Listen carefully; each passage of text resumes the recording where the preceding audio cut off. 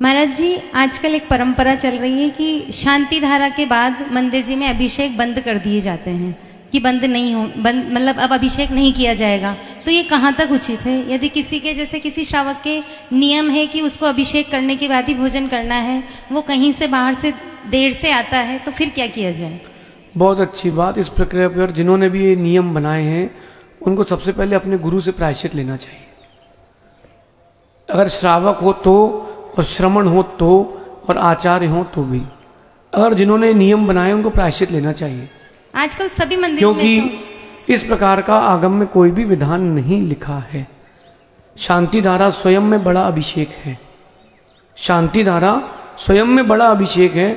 और शांति धारा के बाद अभिषेक किसी ने कर भी लिया तो हिंसा, झूठ, चोरी, कुशील, परिग्रह 5 ही पाप होते हैं, उसमें कोई पाप नहीं है। मैंने देखा बहुत सारे बोले बस भैया अब नहीं होगा, अर्घ चढ़ गया है। अरे अर्घ चढ़ गया तो चढ़ गया, क्या दिक्कत है? अर्घ चढ़ने से क्या वो बैरिकेड लग गए हैं क्या कि लॉकडाउन लग गया अब अभिषेक नहीं कर सकते? हाँ, श्री जी पांडित सुलह से उठा चुके हैं, मार्जिन प्रारंभ कर दिया है, अब पुनः विधि पूर्वक स्थापित करके करें। कई जगह मैंने देखा कि एक ही बार अभिषेक होगा, ये पाप की क्रिया है। जो लोग एक ही बार अभिषेक का विधान बना रहे हैं उनको घोर पाप लगेगा। स्वयं घर जाके 4 बार नहाते हैं और वो बाहर मंदिर में है तो एक ही बार होगा। क्यों? बोले इतना बार कौन व्यवस्था बनाएगा? हर नगर के प्राचीन मंदिर की ओर जाएंगे, वहाँ दोपहर में 11 बजे भी, सुबह के 11 बजे भी अभिषेक होते मिलता है। ये बुजुर्गों की परंपरा। हम जिस मंदिर में थे जबलपुर में, हो सकता है वहाँ भी किसी पापी ने बदल दी हो तो पता नहीं। ये अभिषेक में अंतराय, आप सोचिए कि जीव जाएगा कहाँ? जो भगवान की पूजन विधान में अभिषेक में अंतराय डाल रहा हूँ, कहाँ जाएंगे? आजकल सिस्टम चेंज हो गया है। किसी को बुरा लगे तो लगे, लेकिन अब आपने प्रश्न के सुनिए।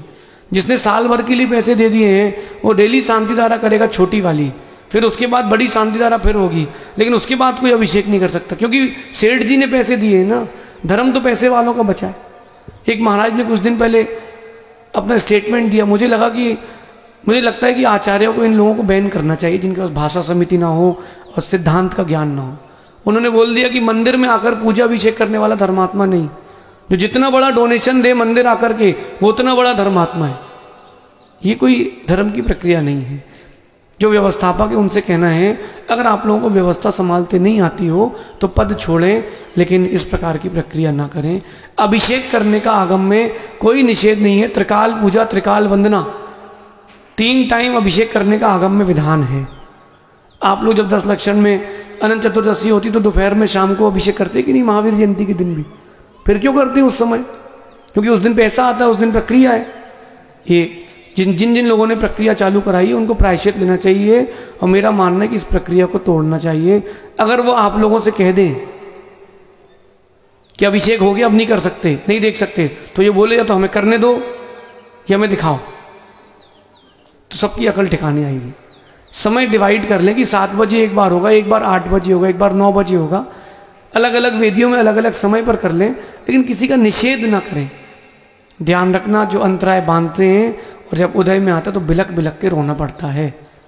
कई लोग, अब आपके प्रश्न से हटकर एक बात बोल रहा हूँ, कई साधु अन्य संघ के साधुओं के लिए चौका लगाने के लिए भी मना करते हैं कि और किसी के लिए चौका नहीं लगाओगे आप। हम भी कर्नाटक की यात्रा में थे, वो जो हमारे साथ श्रावक चल रहे थे उन्होंने ही चौका लगाया, उन्होंने ही आहार दिया। बाकी लोग जो थे 100 घर के लोग सिर्फ देखते रहे, किसी ने आहार दिए नहीं, ना आहार देखने आए। क्यों?